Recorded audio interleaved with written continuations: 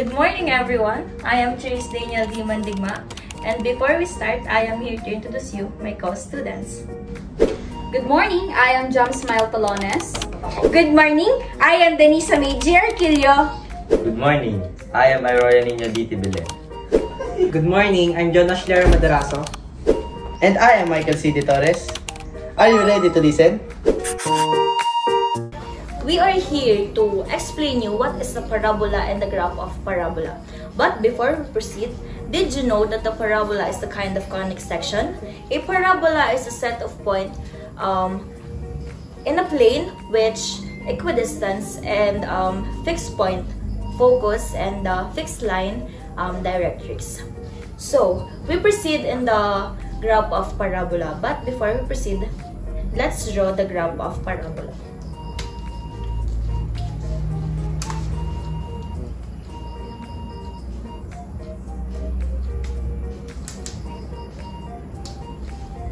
Here is the Cartesian plane.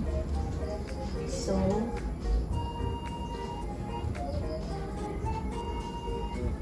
this is the axis of symmetry. Axis of symmetry is the line that divides the parabola into two parts. This is the axis of symmetry. And this is the latus rectum, which latus rectum is the connect the two points which in the graph of parabola, and this is the focus which align a point that which p units, and this is the vertex which a turning point of a graph, and this is the directrix. The directrix is a line which p units. So, let's proceed in the equation of standard form. Dito, malalaman natin kung ano ang open ng graph. Kung open up, open down, open right, and open left. If open up and open down ang graph, ibig sabihin, ang x squared mo, ang squared mo ay nasa x and ang x squared mo ay nasa x ulit. Tapos, kapag open right or open left, ang y mo ay may squared, ang y mo ay may x squared. So, malalaman natin kung paano ang open up and open down depende sa given, kung ito ay negative and kung ito ay positive. Kagaya din ng sa x squared, ganun din ang sa y squared. Depende din kung ito ay negative and kung ito ay positive. If you don't get it, let's proceed in the many more examples. So here's the example of equation of standard form of the parabola. We need to find the vertex, focus, directrix, and latus rectum. To find them, we need to find the vertex, we need to say the given, which is x and y. To get the vertex, we need to change always the sign of x and y, which is the negative 3 magiging positive 3 and the positive 1 ay magiging negative 3. So, negative 1. So, meron na tayong vertex. And the next naman ay focus and directrix. To get the focus and directrix, makita natin sa p, which is negative 8, but always the p is walang negative, so magiging positive 8 siya. Yan. I-divide lang natin lagi sa 4 para makuha natin ang focus at saka directrix. So, equals to 2. Ito na ang focus at directrix natin. And then, latus rectum naman. Sa latus rectum, kagaya lang din ang focus and directrix, walang p na negative. So, gagawin natin siyang positive, magiging positive 8. Tapos, divide natin siya sa 2. Laging divide by 2 and divide by 4 para makuha ang focus and directrix at saka latus rectum. So, magiging 4 siya. Yan. Ay di meron na tayong vertex, focus, directrix, at saka latus rectum. So, magpo-proceed naman tayo sa graph. So, ito ang ating Cartesian plane. Since ang vertex natin ay x, positive 3, so, ito ang x natin. Ang x natin ay papunta dito. So, 0, 1, 2, 3. So, ito. Tapos, negative 1, pataas. Ito ang y natin. So, pataas siya. So, 1. Ito ang ating vertex. Ngayon naman, tatatakot naman tayo sa focus at saka directrix. So, ito siya. So, pataas siya at saka pababa. So, 1, 2, ito ang ating directrix. Tsaka, 1, 2, ito naman ang ating focus. Yan. Tapos, latus rectum naman, since ito ang ating focus, magbibilang tayo ng pa-left at saka pa-right ng 4. So, 1, 2, 3, 4. So, ito yun siya. Dito naman sa left. So, 1, 2, 3, and 4. Yan ang ating latus rectum. Igagraph na natin.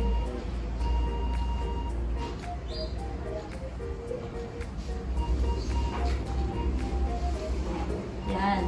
Open down siya since ang ating P ay negative. So, magiging open down siya. Ito ang ating axis of symmetry.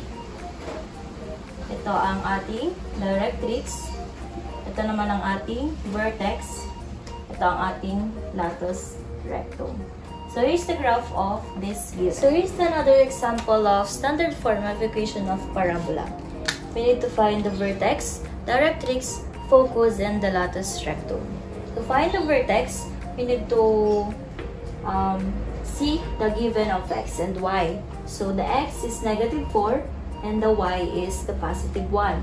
So, to find the vertex, kailangan laging change sign. So, negative 4 ay magiging positive 4 at saka ang positive 1 magiging negative 1. So, may vertex na tayo.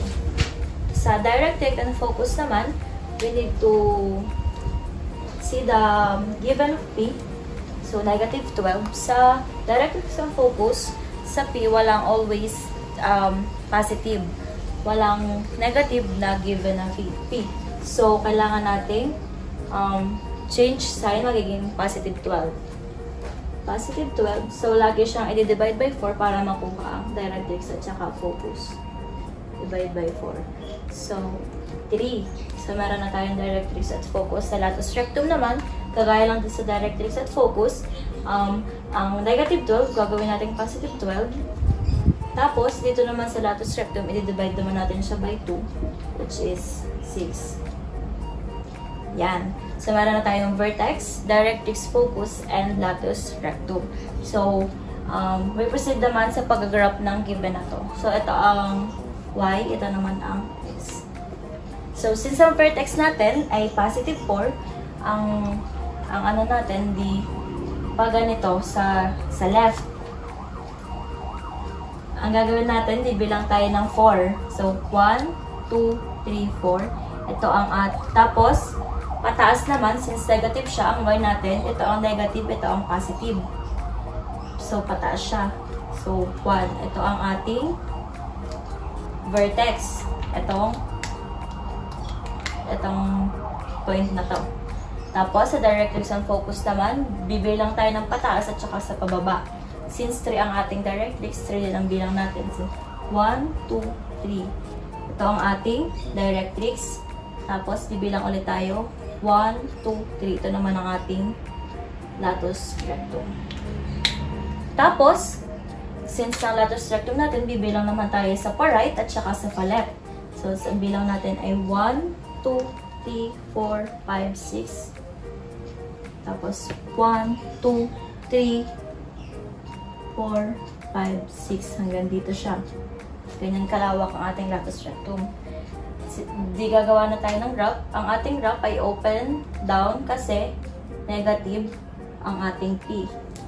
Yan. Ito ang ating latus rectum. Ito ang ating axis of symmetry.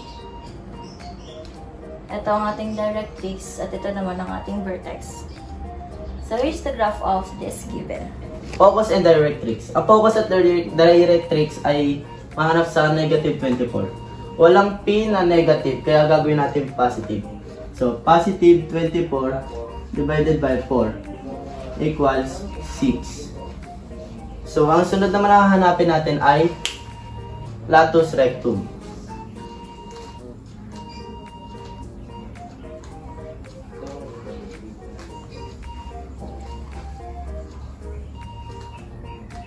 So, ang latus rectum ay ganun ulit.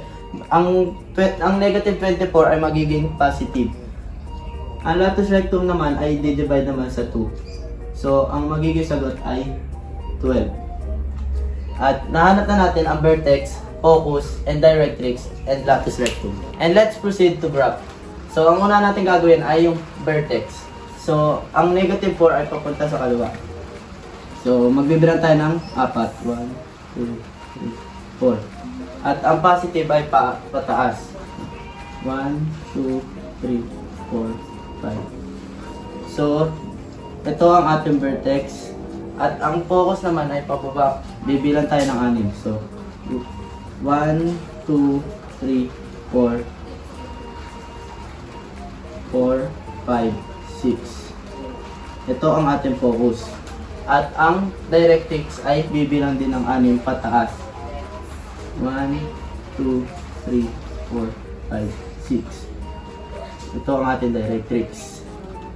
At ang ating latus rectum ay bibilang naman ng 12 pa kaliwa. 1, 2, 3, 4, 5, 6, 7, 8, 9, 10, 11, 12. At dito din sa kabila. 1, 2, 3, 4, 5, 6, 7, 8, 9, 10, 11, 12. Yan. So, idudugtong na natin sa vertex itong mga ito. Yan. So, ito ang latus rectum. Ito ang focus. Ito ang directrix. At ito ang axis of symmetry. And here, the second example. Quantity x minus 7, quantity square, equals 12.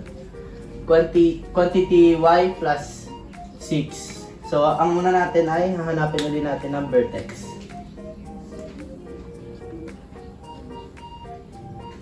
So, ang vertex ay ganun ulit. Change sign lang. So, ang negative 7 magiging positive. Ang positive 6 ay magiging negative 6. So, nakuha na natin ang vertex. Ang sunod naman ay focus and directrix.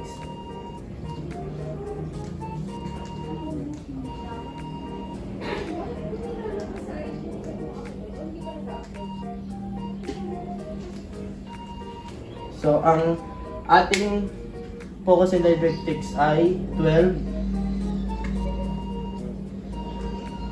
Always divide by 4 pag focus and directrix equals 3. So, okay na ang ating focus and directrix. So, ang sunod naman ay latus rectum.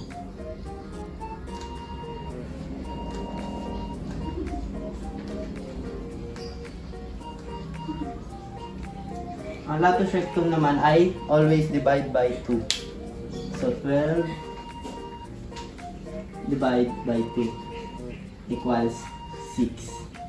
So, nakuha na natin ang vertex, focus and directrix, and latus rectum. So, let's proceed to the graph. So, ang una nating hanapin ay vertex. So, ang vertex ay positive 7 at negative 6. So, ang positive ay pakanan. So, bibilang tayo ng 7 pakanan. 1, 2, 3, 4, 5, 6, 7. So, ang negative ay pababa. So, ito. 1, 2, 3, 4, 5, 6. So, ito ang ating vertex. So, ang focus naman ay magbibilang tayo ng 3 pataas. 1, 2, 3. So, dito ang ating focus at ang directrix ay magbibilang tayo ng 3 pababa. So, 1, 2, 3. So, ito na ating directrix. So, ang ating latus rectum ay 6. So, magbibilang tayo ng 6 pa kabila. So, 1, 2, 3, 4, 5, 6. So, dito. Yan. So, sa kabila din. 1, 2, 3, 4, 5, 6. So, idodoktong na natin. So, ito ang ating directrix. Ito ang ating latus rectum. So, ito ang ating axis of symmetry. So, yan. Ito vertex, focus, directrix, and latus rectum, and axis of symmetry. So, ito na ang ating graph sa given na ito. So here's another example of standard form and sketch the graph. So we will be using the formula, the quantity of y minus k squared is equal to 4p, the quantity of x minus h. So here's the example. The quantity of y plus 8 raised to 2 is equal to negative 16, the quantity of x minus 2. So to get the vertex,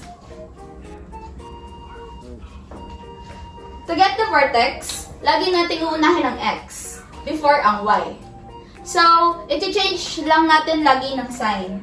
So, yung negative 2 magiging positive 2. And yung positive 8 magiging negative 8. So, meron na tayong vertex.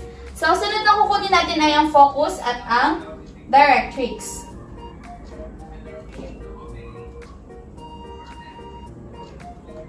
So, sa pagkuha natin ng focus and directrix, i-divide lang natin ang P sa 4. So, walang P na negative, kaya magiging positive siya. So, 16 divided by 4. So, ang sagot dyan is 4. So, sunod, kukunin naman natin ang latus rectum. So, sa pagkuha naman ng latus rectum, ganun din yung process, pero ang i-divide naman natin is 2. So, 16 divided by 2 is 8. So, ito na yung ating vertex, focus, and directrix, and the latus rectum. So, ipapakita ko sa graph ang mga ito. So, let's proceed na sa pag-sketch ng graph nitong mga ito.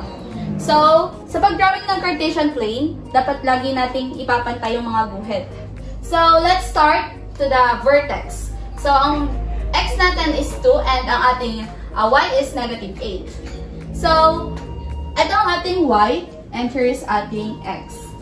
So, positive 2 ang ating x. So, dito tayo maghahanap. So, 1, 2. So, ang ating y naman is negative 8. So, ito ang ating y. 1, 2, 3, 4, 5, 6, 7, 8. So, katapat ng positive 2, dito natin ilalagay. So, ito na ang ating vertex. Next naman is, kukunin natin ang focus and directrix. So, 4. So, magmula sa vertex, bibilang tayo ng 4. Since negative ang ating P, dito nakaharap, sa left nakaharap ang graph. So, kapag naman positive, sa right nakaharap ang graph. So, from the vertex, bibilang tayo ng 4 para makuha natin ang focus. So, 1, 2, 3, 4. So, dito natin lalagay ang ating focus. So, ang next naman is the directrix. So, bibilang din tayo ng 4. 1, 2, 3, 4. So, dito ang ating directrix. So, sa pagkuha naman ng latus rectum, which is 8, from the focus, bibilang naman tayo ng 8 pataas. So, 1, 2, 3, 4, 5, 6, 7, 8. So, dito ang ating latus rectum. So, ganun din dito sa baba. 1, 2, 3, 4, 5, 6, 7, 8. So, dito ang isang latus rectum. So, ito yung vertex natin. Dito tayo magsa-start.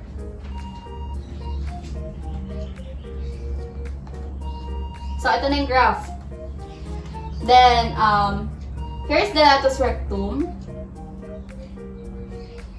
And here's the directrix.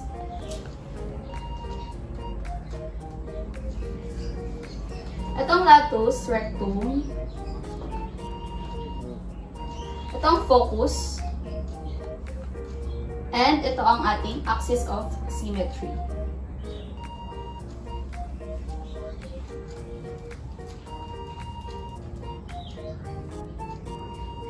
Symmetry.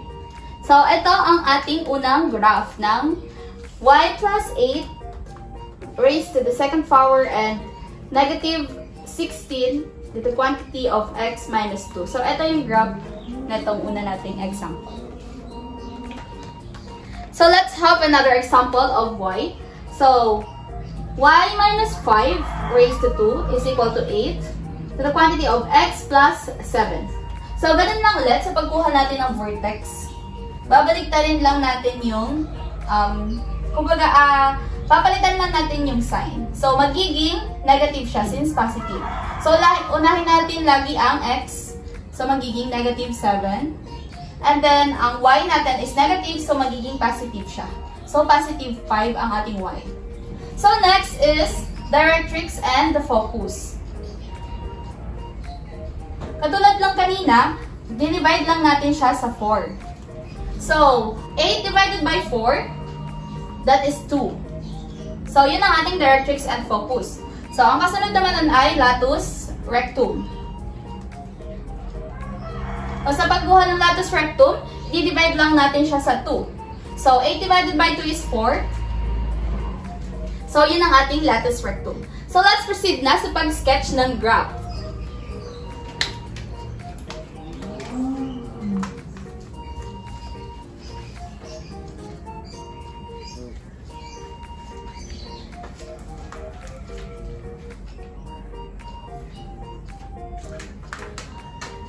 So, since ang ating P is positive, so sa right nakaharap ang ating graph. So, unahin natin ang x, which is negative 7, and ang ating sunod naman ay y na positive 5. So, y, ito ang x. So, x is negative, so dito. Negative 7. 1, 2, 3, 4, 5, 6, 7. So, ang y naman ay 5. So, dito sa taas. So, 1, 2, 3, 4, 5. So, kapantay nito, dito ang ating vertex. So, ganun ulit sa pagkuha ng directrix at focus.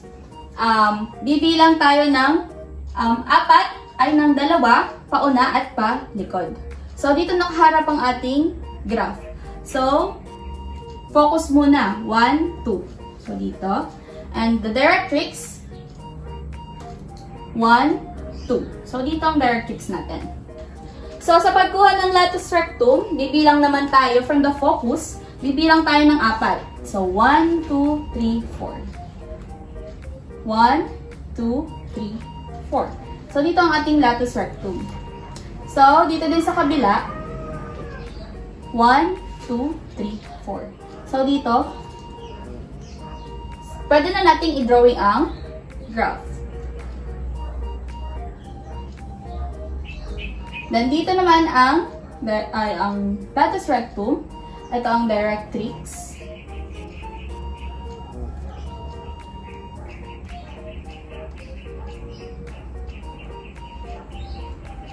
Kasunod naman ay ito ang ating vertex. Itong vertex. So, ito ang ating axis of symmetry. Ito yung naghahati dito sa graph. And this is the standard form and sketch the graph of y. And this is the formula. Quantity y minus k squared equals 4p quantity of x minus h. And this is the example. Quantity of y minus 1 squared equals negative 16 quantity of x plus 3. Para makuha ang vertex, ay ganito ang gagawin. Ang unang gagawin ay dito sa x magsisimula. E di ba positive to, magiging negative. Tapos dito naman sa y, negative 1, ang mangyayari ay magiging positive din. Tapos, ang gagawin naman ay focus and directrix.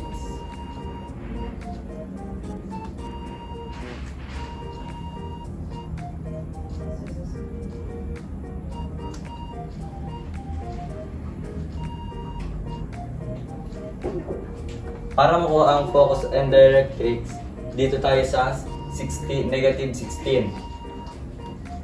Di ba wala namang negative na P? Ang mangyayari ay magiging positive.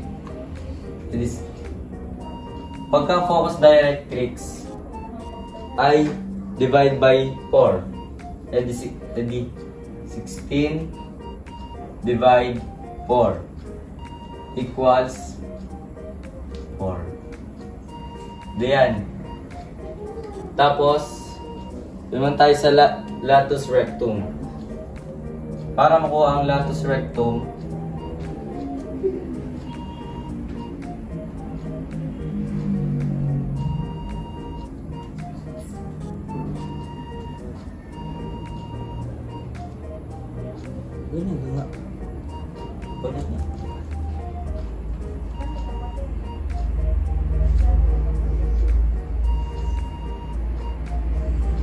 para makuha ang latus rectum, dito pa rin tayo sa 16.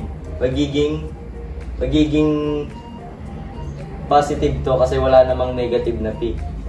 And then magiging 16 divide 2. 2 pag latus rectum, di-divide by 2. Hindi 16 divide 2 equals 8. And let's proceed to the sketch of the graph. So, let's proceed naman sa pag-graph. So, ito naman ang ating Y at ito ang ating X. So, ang gagawin naman natin ay kuhanin natin ang vertex.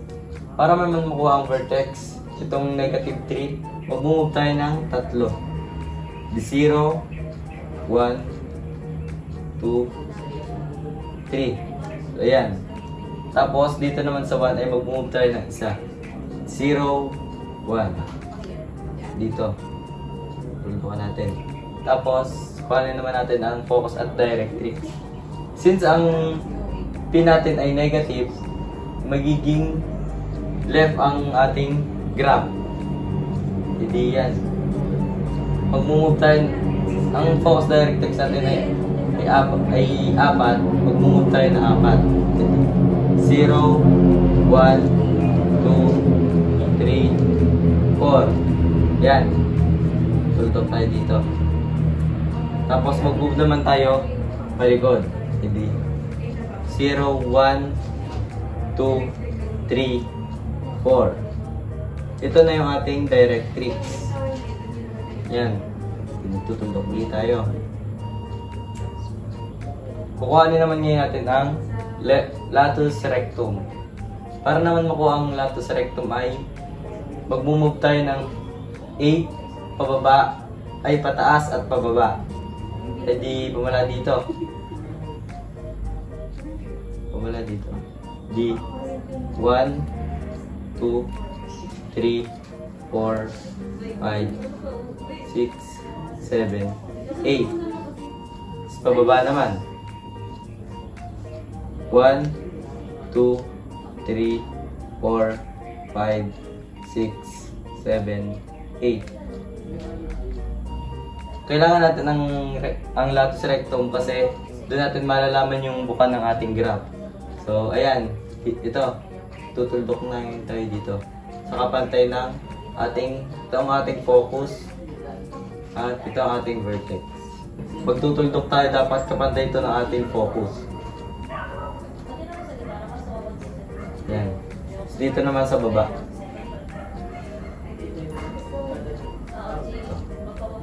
Ngayon, malalaman natin kung gaano kalaki ang buka ng ating graph.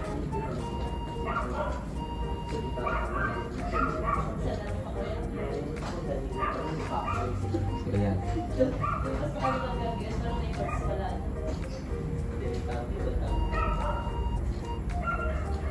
Tapos ngayon, guhitan din natin itong ating directrix.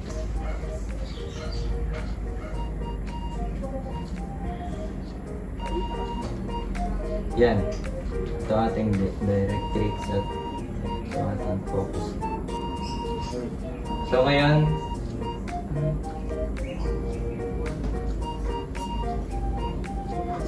ito naman ang ating axis of symmetry.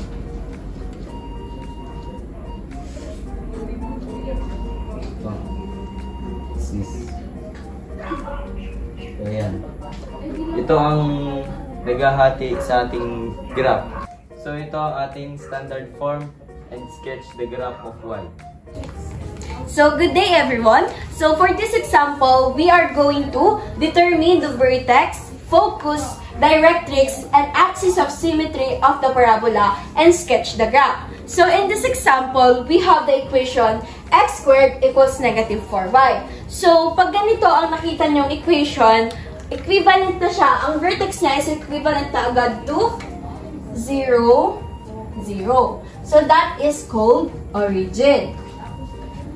Okay, so now, after determining the vertex, we are now going to find the directrix or the focus. So for this equation, we have negative 4. So wala tayong negative sa focus. So ang kukunin lamang natin is 4. So magiging 4 divided by 4. So ang equivalent niyan is 1. So ang magiging directrix na natin is 1. So, for the latus rectum naman, we have 4 divided by 2. So, 4 divided by 2 is equivalent to 2. So, our latus rectum is 2. So, after natin mahanap ang vertex, directrix, and latus rectum, we're now going to proceed sa graph. So, the vertex is 0. So, ito na mismo ang magiging ating vertex, I mean. So, for the directrix, we are now going to, wait, 1, 2, 3, 1, 2,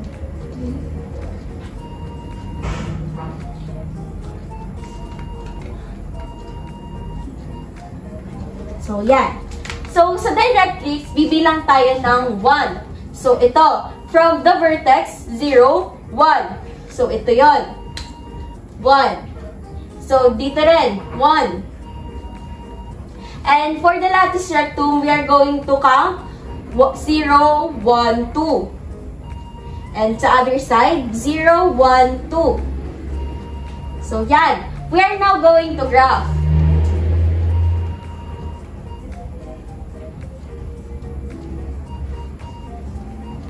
Yan. So, ito ang ating latus rectum.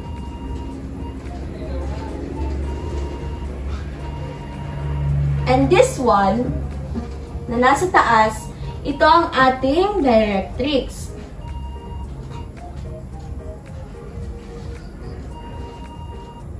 So, ayan. Ngayon, we have accomplished our goal to determine the vertex, focus, directrix, and axis of symmetry, and sketch the graph. So, okay, so for better understanding, here's another example of determining the vertex, focus, directrix, and axis of symmetry of the parabola. And again, we're going to sketch the graph. So in this example, we have the equation of x squared equals 12y. So again, as I said earlier on my previous example, kapag ganito ang nakita nyong equation is the vertex is automatically 0, 0, and that is also called origin. So now, after determining the vertex of our equation, we have to get the directrix or the focus. So, in getting the directrix or focus, always remember that, so we are going to get the 12, or from the equation, we are going to get the 12, and this is what you have to remember when getting the directrix or the focus. You always have to divide it by 4. That's what you have to keep on mind, that when getting directrix, you have to divide it by 4. So 12 divided by 4 is equal to 3. So now, we have the directrix or the focus. We have 3. Now, for the latus rectum, you may ask, what are we going to do for the latus rectum. So for getting the latus rectum, we're also getting the 12. And when getting the latus rectum, you always have to divide it to 2. So 12 divided by 2 is 6. That's right. 12 divided by 2 is 6. So now, our latus rectum is equivalent to 6. Okay. So after finding this 3, we are now going to proceed on sketching the graph. So here, we are going to wait.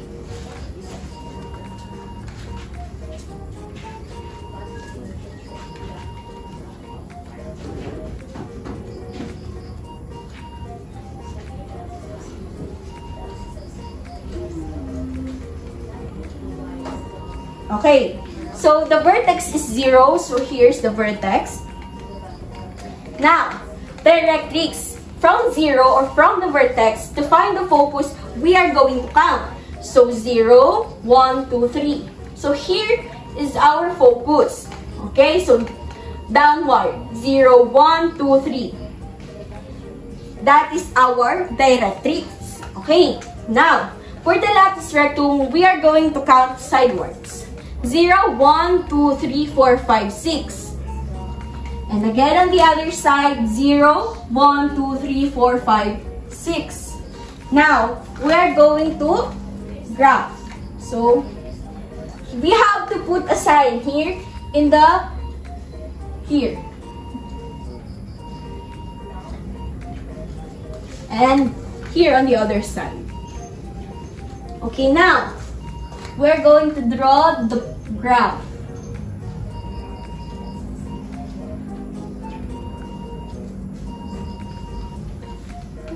Now, this is our latus rectum here. This is the latus rectum.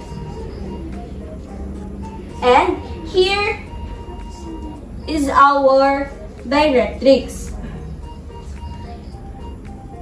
So, if you're wondering, why is our opening outward? So, because of our equation is positive 12. So, always remember that if the equation is positive, the opening of your parabola is always upward. And if the equation is negative, you always have to do the downward, like my previous example. So in this example, we have the opening of upward because we have 12y, and now here is the directrix, latus rectum, focus, and the vertex. And that's all. Thank you. So now, here's the example of general form. First, paghihiwalayin muna natin ang x and y.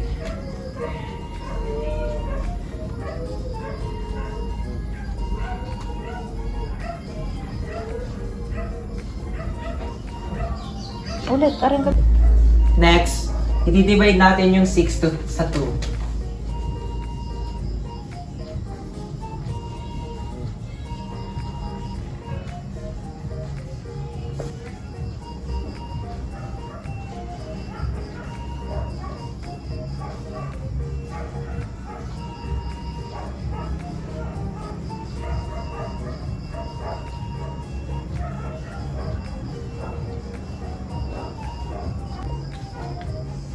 So, nakuha na natin ang ating third term. Sunod ay i-perform na natin.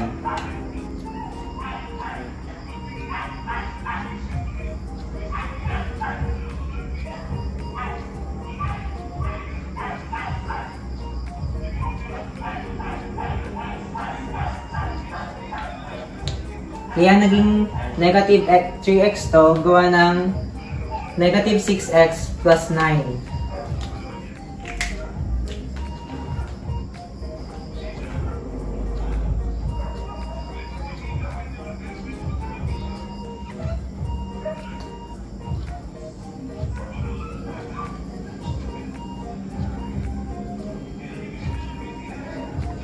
Minus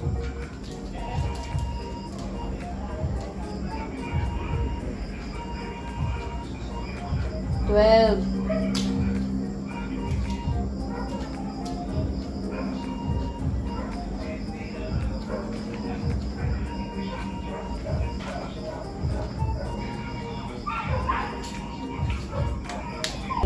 Sunod ay i-perform ulit natin.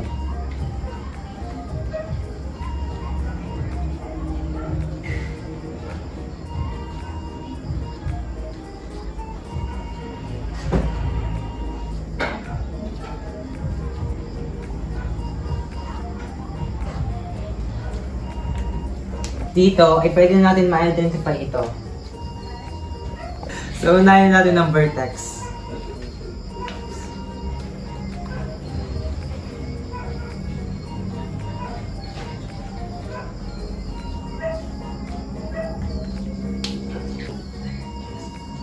Sunod naman ang focus at directrix.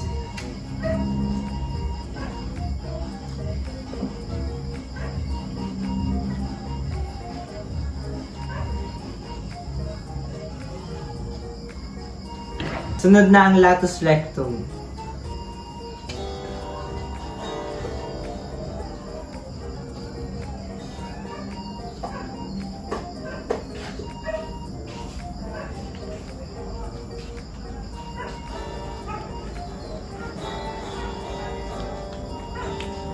Pagkatapos natin makuha ito, pwede na tayo mag-proceed sa graph.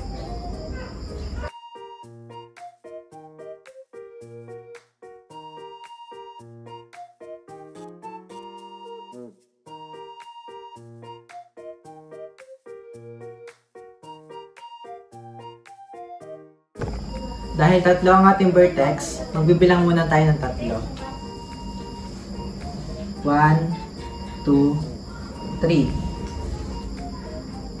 Sunod naman ang Y. Magbibilang tayo ng isa mula sa gitna. 1. Sunod naman ang focus at directrix. Dahil ang P natin ay positive, mag-graph tayo pataas. Kukunin na natin ang focus.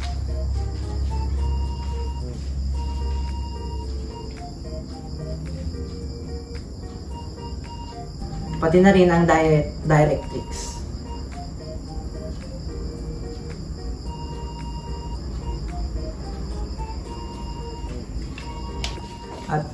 At sunod naman ang latus rectum.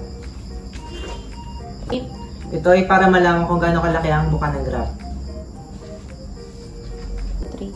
So, proceed na tayo sa latus rectum, which is 6. Simula dito, magbibilang tayo ng 6.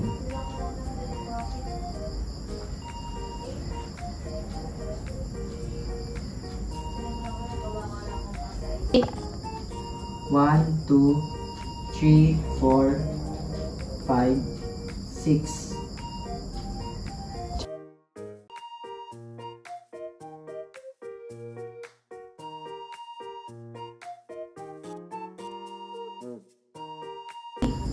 Sa kabila naman ay 6 ulit.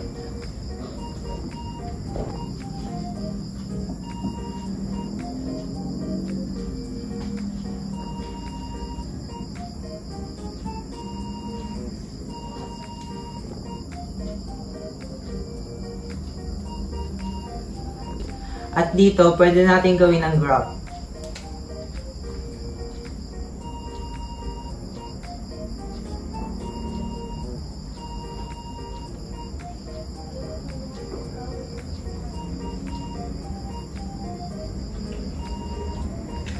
Pagdugsong mo din sa ano. At dito, pwede na natin At dito, pwede na natin gawin ang graph.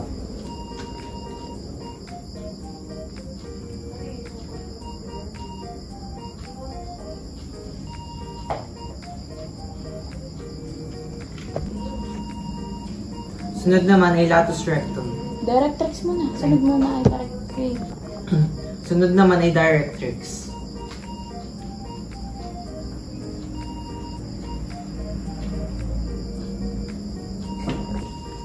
Sunod naman ay latus rectum.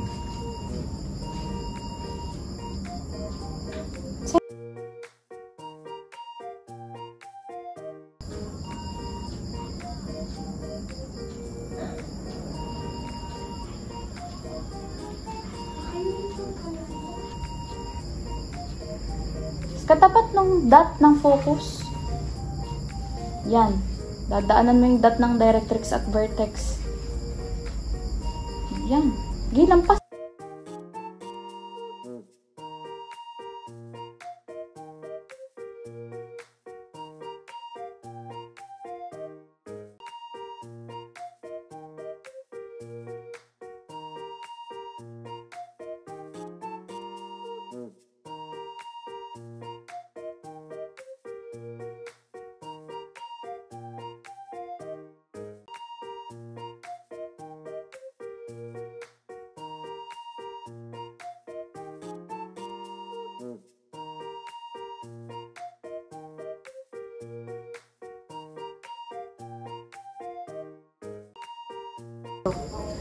At ito na ang graph. And so, I hope you learned something from us. And gain some knowledge about parabolas. And lastly, know how to sketch a graph. Once again, I am Charis Daniel D. Mandigma. And I am Jam Smile Tolones. And I am Denisa Meiji Arquillo.